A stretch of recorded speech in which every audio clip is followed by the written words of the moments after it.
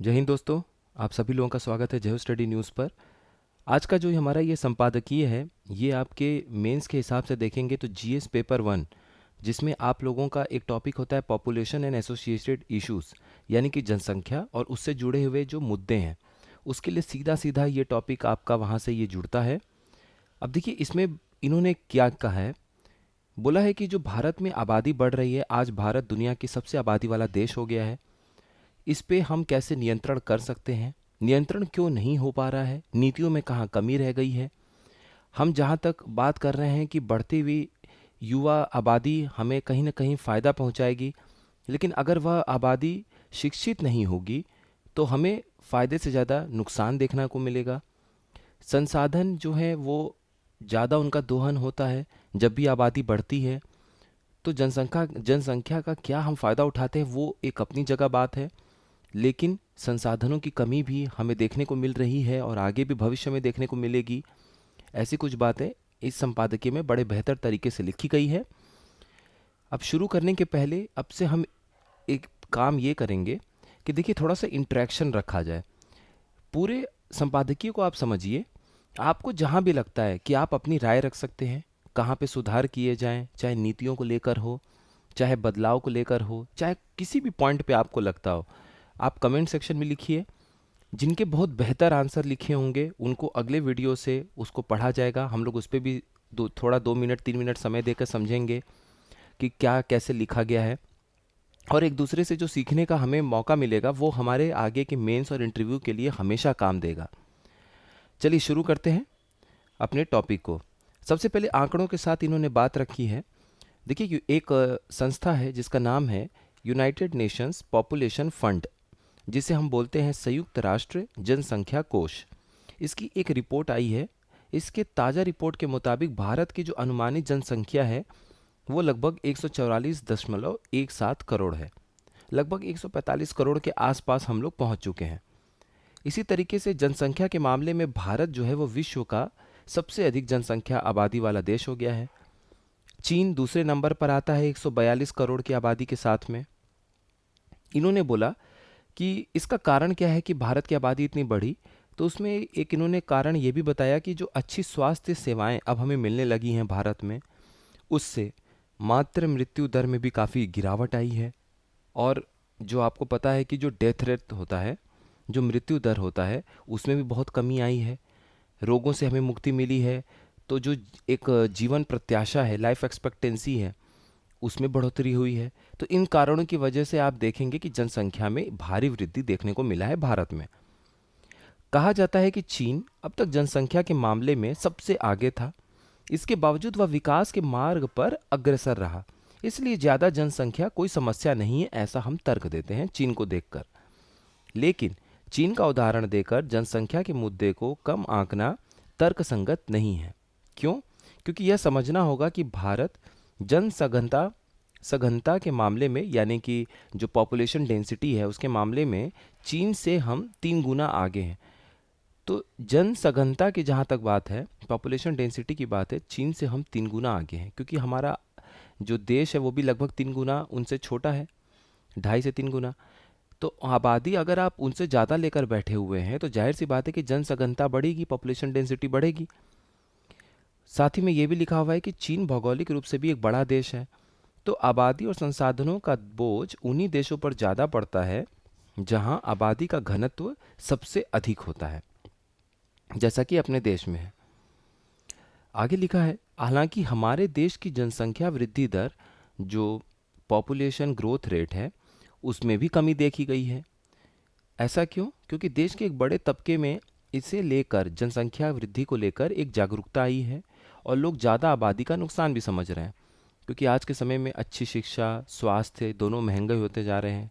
तो अगर आप ज़्यादा बच्चों का सही से पालन पोषण करना चाहते हैं तो वो करना संभव नहीं हो पाएगा जब तक कि आपकी बहुत अच्छी सैलरी, बहुत अच्छा बिजनेस बना बनाया ना हो, जो कि सबके लिए पॉसिबल नहीं है। हालांकि इस दौर में जो लोग जनसंख्या नियंत्रण कानून की बात कर रहे हैं, उसके राजनीतिक निहितार्थ आसानी से समझे जा सकते हैं। दुखद यह है कि सरकारी नीतियों के चलते हम अभी तक आबादी को संसाधन के रूप में परिवर्तित नहीं कर पाए हैं। जाहिर है कि ऐसी स्थिति में हमें आबादी बोझ ही दिखाई देगी।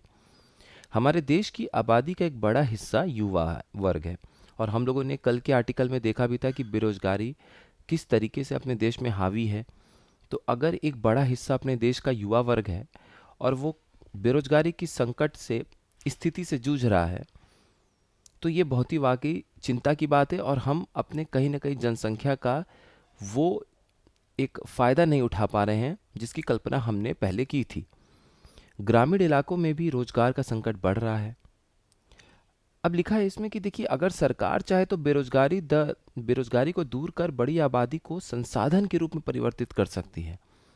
तो जो हम ह्यूमन रिसोर्स मानव संसाधन की बात करते हैं, जब तक आप उसको शिक्षित, जब तक आप उसको कैपेसिटी उसकी नहीं बढ़ाते हैं, उसकी दक्षता नहीं बढ़ाते हैं, उसको स्किल नहीं देते हैं, तब तक आप उस पूरे युवा वर्ग को, मानव जो वर्ग है अपने पास अपने देश में, आप पूरे के पूरे उसे संसाधन में कैसे परिवर्तित करेंगे? जनसंख्या को, पॉपुलेशन को अगर आप संसाधन में परिवर्तित करना चाहते हैं, तो आपको स्किल देना पड़ेगा, आपको उनको कैपेसिटी बढ़ानी पड़ेगी, उनकी दक्षता बढ़ानी पड़ेगी। ये सारे काम आपको करने पड़ेंगे, उनको बेहतर शिक्षा देना पड़ेगा। अब यहाँ पर आगे ये लिखा है कि हालांकि जनसंख्या को लेकर हुए अध्ययन बताते हैं कि कुछ छोटे और समृद्ध देशों को छोड़ दें तो कमोबश सभी देशों की आबादी बढ़ रही है। ये अलग बात है कि किसी देश की आबादी ज़्यादा बढ़ रही है तो किसी देश की कम आबादी बढ़ रही है। सवाल है कि भारत के संदर्भ में जो जनसांख्यिकी लाभांश है, यानी कि डेमोग्राफिक डिविडेंड के बारे में जो हम अक्सर बात करते हैं, तो जनसांख्यिकी लाभांश के लिहाज से इस स्थिति को कैसे देखा जाए, जिसे इस सदी की शुरुआत से ही भारत की सबसे बड़ी शक्ति माना जाता रहा है, और इसके बल पर पूरी दुनिया को पीछे छोड़ देने की उम्मीद बांधी जा रही है। शासन की ओर से जनसंख्या वृद्धि को नियंत्रित करने की सघन कोशिशें जो है वो देश में आपातकाल के दौरान हुई थी। इमरजेंसी का टाइम जब था 1975 1976 के आसपास, तब आप ये देख रहे थे कि उस समय भी जनसंख्या को नियंत्रण करने के लिए कोशिशें की गई थी, सरकार की तरफ से नीतियां बनाई गई थी।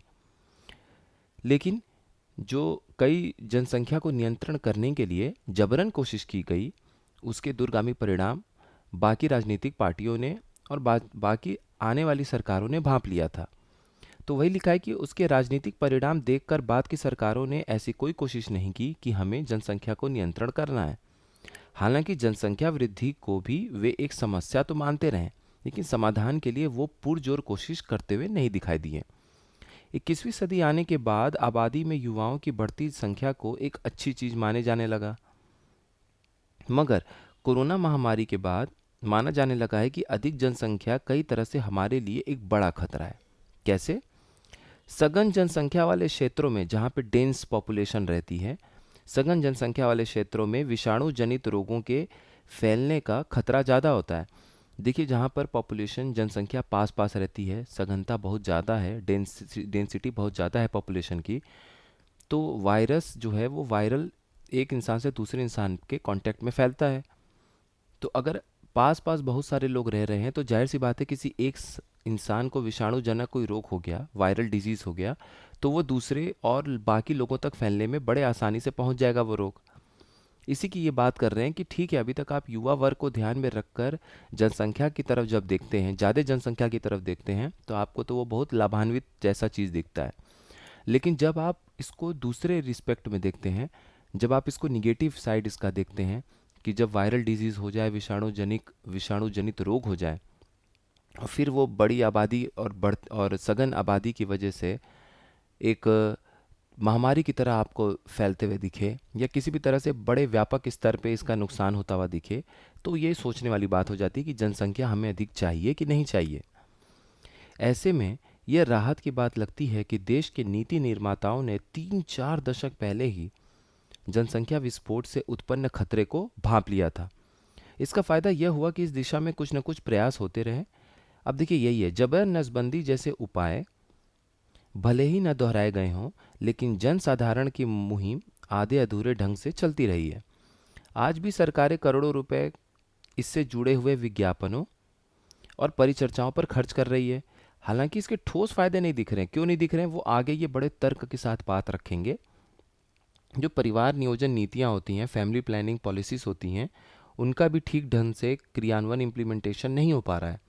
हमें यह भी ध्यान रखना होगा कि जनसांख्यिकी लाभांश यानी कि डेमोग्राफिक डिविडेंड की बातें अपनी जगह सही हैं, लेकिन आज के दौर में पर्यावरण प्रदूषण, इन्वायरमेंटल पॉल्यूशन और जलवायु परिवर्तन जैसी बड़ी समस्याओं की जड़ में भी बेतहाशा बढ़ती जनसंख्या ही है। क्योंकि देखिए, जब जनसंख्या बढ़ेगी, उनको आप बिल्कुल ऐसे समझिए कि घर में उनको बेसिक चीज़ों की ज़रूरत पड़ेगी। यहाँ तक कि जो बेड है, यहाँ तक कि जो अलमीरा है, टेबल है, चेयर है, जो प्लास्टिक के यूज़ जहाँ पे हो रहे हैं वो ठीक है, लेकिन जहाँ पे लकड़ी का प्रयोग हो रहा है उसके लिए तो आपको जंगल काटने पड़ रहे हैं ना। ऐसे बहुत सारी चीज़ें हैं जहाँ पे आपको पेड़ काटने की ज़रूरत पड़ेगी। जब पेड़ काटने की ज़रूरत पड़ेगी तो कार्बन डाइऑक्साइड की मात्रा बढ़ जाएगी, क्योंकि पेड़ जो है वो कार्बन डाइऑक्साइड लेते हैं और ऑक्सीजन देते हैं। बाई प्रोडक्ट होता है उनका ऑक्सीजन। तो एक पेड़ भी अगर आप कम कर दिए तो जो कार्बन डाइऑक्साइड वो पेड़ ले सकता था उसमें कमी आ गई, उसमें बढ़ोतरी हो गई कार्बन डाइऑक्साइड में। तो इस तरीके से भी जंगल के कम होने से कार्बन डाइऑक्साइड की मात्रा बढ़ती है, क्योंकि हमारी तरफ से तो कार्बन उत्सर्जन लगातार हो रहा है, प्लस जनसंख्या बढ़ रही है, सबको बाइक चाहिए, स्कूटी चाहिए, जिनके पास ज़्यादा पैसे आ गए उनको कार चाहिए। इसकी वजह से भी आप देखेंगे कि पॉल्यूशन बढ़ रहा है। तो आगे लिखा है कि दरअसल जनसंख्या बढ़ने से प्राकृतिक संसाधनों का, नेचुरल रिसोर्सेज का जो दोहन है वो बढ़ जाता है, जिससे बाकी सभी समस्याओं के तार जुड़े हुए हैं। जाहिर है कि जनसंख्या लाभांश की आड़ लेकर हम जनसंख्या वृद्धि से आंख नहीं मूंद सकते। हमें कुछ ऐसी नीतियां बनानी होंगी जिससे जनता स्वयं इस मामले में रुचि ले। आपातकाल के दौरान हुए प्रयोगों का अनुभव बताता है कि जनसंख्या नियंत्रण की नीतियों और जन अवधारणों के बीच असंतुलन तथा संवादहीनता की स्थिति कायम रहेगी तो बेहतर परिणाम सामने नहीं आएंगे। देखिए, ये वो इम्पोर्टेंट पॉइंट है जिसको आप लोगों को 2-3 बार अच्छे से पढ़ना है। इसमें साफ साफ लिखा हुआ है कि आप नीति ला रहे हैं, लेकिन धरातल पे वो इसलिए नहीं उतना कामयाब हो पा रहा है क्योंकि लोगों को उतनी जागरूकता ही नहीं है। आप लोगों से संपर्क साध करके जनसंख्या को नियंत्रित करने वाली नीतियों के बारे में बात ही नहीं कर रहे हैं, चाहे वो एनजीओ के माध्यम से हो, चाहे वो सरकार के किसी माध्यम से हो। आपने पैम्फलेट पे छाप दिया, न्यूज़पेपर में निकाल दिया, वो न्यूज़पेपर भी लोग ऐसे ही पलट लेंगे पेज को। पैम्फलेट छपा है, कोई ध्यान नहीं दे रहा है। तो जनता के बीच में वो संवाद नहीं स्थापित हो रहा है। जनता को ये समस्या नहीं पता चल रही है कि हमारी जो जनसंख्या बढ़ रही है उससे हमें आने वाले समय में क्या समस्या उत्पन्न होने वाली है। और जब तक जनता नहीं समझेगी, किसी भी नीति से खुद को नहीं जोड़ेगी, उसके फायदे नुकसान से खुद को नहीं जोड़ेगी, तब तक वो नीति कामयाब नहीं हो पाती है। आगे क्या लिखा है? यह दुर्भाग्यपूर्ण है कि पिछले 50 वर्षों में सरकार तथा विभिन्न सामाजिक संगठन जनता के साथ ऐसा संवाद स्थापित करने में नाकाम रहे हैं। हमें यह अच्छी तरह समझना होगा कि जनसंख्या नियंत्रण कोई ऐसा लक्ष्य नहीं है जो सरकारी नीतियों और योजनाओं के माध्यम से हासिल हो जाएगा। जब तक इस समस्या की गंभीरता आम जनता नहीं समझेगी, तब तक इस संबंध में किसी सार्थक परिणाम की उम्मीद बेमानी है, जैसा भी हम लोगों ने ऊपर डिस्कस किया। आज भी देश में बड़ी संख्या में लोग गरीबी रेखा के नीचे जीवन यापन कर रहे हैं। इस तबके में शिक्षा का प्रसार कम है, बड़ी संख्या में लोग निरक्षर हैं यानी कि इलिटरेट हैं। ऐसी स्थिति में बड़े बड़े विज्ञापन और परिचर्चाएं किस हद तक प्रभावी होंगी, यह विचारणीय प्रश्न है। अब लिटरेट पॉपुलेशन होती, आज इलिटरेसी की दिक्कत अपने देश में, निरक्षर मतलब साक्षरता की दिक्कत नहीं होती, सारे लोग साक्षर होते हैं, लिटरेट होते हैं, तो शायद आपके पैम्फलेट, छपाए गए पैम्फलेट या फिर न्यूज़पेपर में दिए गए ऐड को वो पढ़ के चीज़ों को थोड़ा बहुत समझ पाते हैं, जो भी लोग कोशिश कर पाते हैं। लेकिन बड़ी आबादी आज भी साक्षरता से बहुत दूर है। उसकी वजह से आप जो बात उनको बताना चाह रहे हैं न्यूज़पेपर, पैम्फलेट, इन सब के माध्यम से, वो बात उन तक पहुंच नहीं पा रही है। और जो बीच के माध्यम जोड़ सकते हैं सरकार और पब्लिक को, जो एनजीओज होते हैं, वो कहीं ना कहीं इस पे इतना एक्टिव नहीं दिख रहे हैं। इस तबके को गर्भ निरोध के साधन उपलब्ध कराना तथा इनका सही ढंग से इस्तेमाल करना सिखाना भी एक बहुत बड़ी चुनौती है। जब तक हम इस चुनौती को स्वीकार नहीं करेंगे, तब तक जनसंख्या वृद्धि को नियंत्रित करना एक दिवा स्वप्न ही बना रहेगा। इस सच्चाई से इनकार नहीं किया जा सकता कि आज जनसंख्या नियंत्रण के अधिकांश कार्य कागजों पर ही चल रहे हैं। इस काम में लगी अधिकांश संस्थाएं भी कुछ अपवादों को अगर आप छोड़ दें तो लाभ कमाने के लिए ही कार्य कर रही हैं। सरकारी नीतियों का आलम यह है कि इस दौर में भी प्रलोभन देकर नसबंदी कराई जा रही है। इस कार्य के लिए किसी प्रकार का प्रलोभन नहीं दिया जाना चाहिए। प्रलोभन के आधार पर इस समस्या को जड़ से समाप्त नहीं किया जा सकेगा। क्यों? बल्कि ऐसी स्थिति में तो भ्रष्टाचार को ही बढ़ावा मिलेगा, क्योंकि आप कुछ प्रलोभन दे के काम कर रहे हैं। अब वो प्रलोभन के लिए भी पैसे ऊपर नीचे हो सकते हैं, उसमें हेराफेरी हो सकती है। तो भ्रष्टाचार को एक तरीके से बढ़ावा मिलेगा। आप लोग समझ ही रहे हैं कि किस तरीके से इसमें बढ़ावा मिल सकता है। अब ये देखिए, एक बेहतरीन लाइन है जो आपको बार बार अपने निबंध उत्तर में इस्तेमाल करना है। शिक्षा और आर्थिक विकास की सीमित पहुंच के चलते समाज के एक बड़े हिस्से में बच्चों को कमाई का जरिया माना जाता रहा है, जबकि जनसांख्यिकी जो लाभांश है उसकी अवधारणा उन्हें शिक्षित प्रशिक्षित कार्यशक्ति मानने पर आधारित है। देखिए, विडंबना ये है कि आज बड़ी आबादी जो शिक्षित नहीं है वो बच्चों को इस तरह से देखती है कि चलो वो हमारा हाथ बटा देंगे, काम कर देंगे तो कुछ घर में कमाई आ जाएगी। और डेमोग्राफिक डिविडेंड यानी कि जनसांख्यिकी लाभांश की आप जब बात करते हैं तो वो तो ये तब कहता है कि जब आपकी जनसंख्या में युवा वर्ग पढ़ा लिखा हो, उसको निपुणता हासिल हो किसी काम में, वो स्किल्ड हो, तब जाके वो आपके काम आ सकता है देश और भविष्य और समाज के लिए। अब एक तरफ तो बच्चे इसलिए पैदा किए जा रहे हैं, या फिर मान लीजिए एक तरफ बच्चों को आप अपने घरों के काम के लिए इस्तेमाल कर रहे हैं। इस्तेमाल शब्द नहीं बोलेंगे, मतलब आप उन बच्चों को अपने साथ काम के लिए रखे हुए हैं, वो आपके काम आ रहे हैं पैसे कमाने में। लेकिन दूसरी तरफ बात हो रही है कि जब आप उनको शिक्षित करेंगे तब तो वो देश के काम आएंगे, जनसांख्यिकी लाभांश होंगे। तो दो अलग अलग चीज़ें हो रही हैं। ऐसे में पहली ज़रूरत है कि बच्चों को लेकर लोगों की सोच बदलना, फिर उनके बीच गर्भ निरोधकों का व्यापक पैमाने पर मुफ्त वितरण करना, और कोई जटिलता आने पर उनका तत्काल समाधान निकालने के लिए भी व्यापक नेटवर्क विकसित करने की ज़रूरत है।